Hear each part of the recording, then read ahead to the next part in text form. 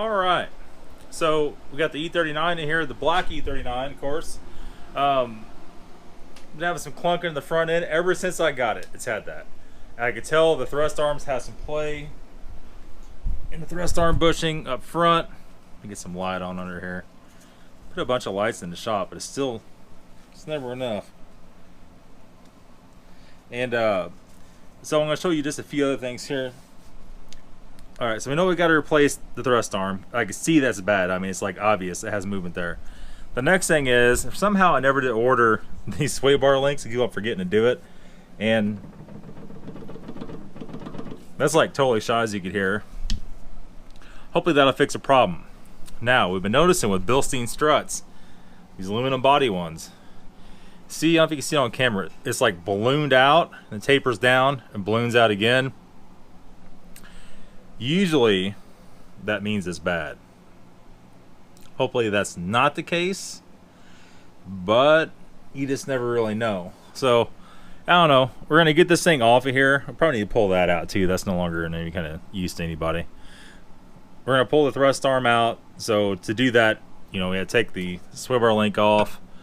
We're going to have to take the through bolt out, which is the bottom one right there, the pinch bolt. Take a hammer, just tap it down a little bit. Once we get it down a little bit, we can then get in here and get the bolts out of the bottom of the spindle. We could impact the nut off for the thrust arm and slip it out of there without actually have to fully taking the strut off. And then once we do that, we take the jack, put it under the control arm or on the spindle, and jack it back up and tighten the pinch bolt. And like I said, the only thing that concerns me at this one, if the struts are bad, this is the M Sport suspension. It says about an inch lower, and these struts might be pretty damn hard to find, so we'll see. Okay, so pull that bad boy out, and shockingly, the little bushing didn't come all the way out. I'll just tap it back down. Usually they're seized onto the end of the ball joint there, but this time wasn't that way. So Merry Christmas to me. Got the new one here. Now, I purchased these a while back. If I didn't have my press at that point in time, if I had the press, maybe I would have just pressed in a different bushing, thrust arm bushing. But a lot of times, the time the bushing goes bad on these, the ball joint's getting on its way out, and if it's seized in that little cup, you gotta kind of destroy it anyway to get it out. So that's kind of the way it is. So I don't know. You can see here, maybe, I don't know if you can see that or not.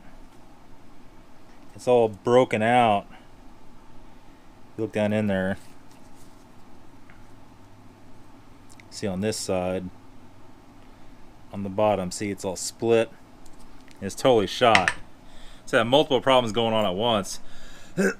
Now, what I'm going to do for today, I'm going to put this back on.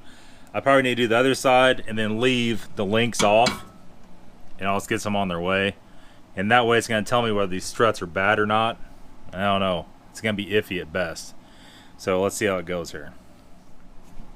Okay. So it's all reinstalled.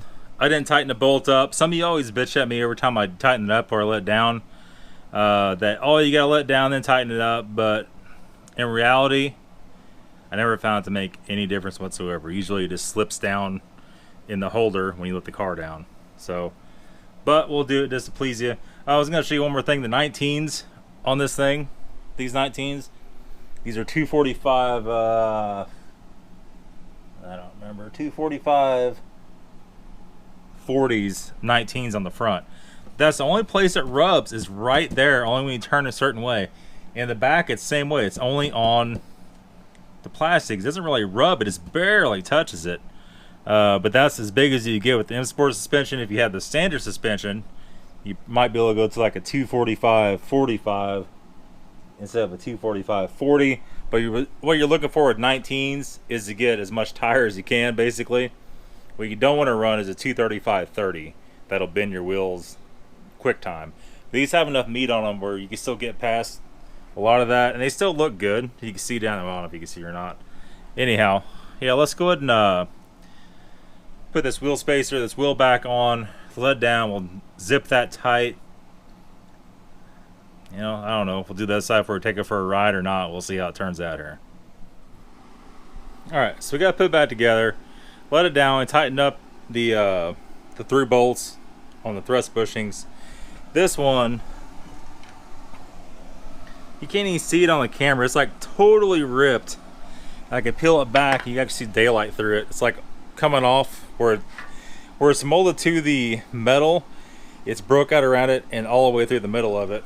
So now we should be pretty good as far as that goes. I did put a piece of wire to hold up that sway bar because it was kind of floppy. I'll go on there and get that stuff ordered right now. It won't go anywhere. It's up through a hole in the frame. This thing may not get driven until I get those in. You don't know. But I definitely go test drive it now. And I hope like hell the struts are not bad. Because that sounds like a very expensive, not very fun time. I've done it before. They're not that bad to do. Now they got the new spring compressor. It's pretty easy.